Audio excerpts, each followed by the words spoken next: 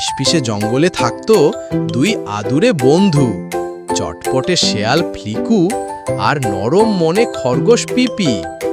ফ্লিকু একটা লাল টুকটুকে বেরির দিকে তাকিয়েছিল।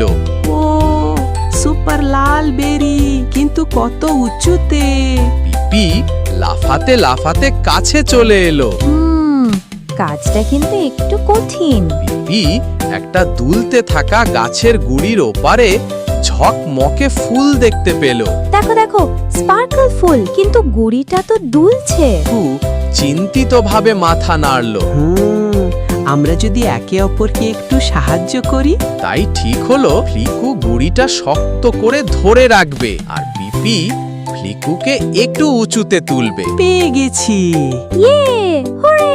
তারপর তারা মিলে ভাগ করে খেলো টক মিষ্টি বেরি আর মুগ্ধ হয়ে দেখলো ঝকমকে ফুল। কারণ বন্ধুরা একসাথে থাকলে সব কাজই সহজ আর আনন্দের, আর ভাগাভাগি করলে আনন্দ হাজার গুণ বাড়ে।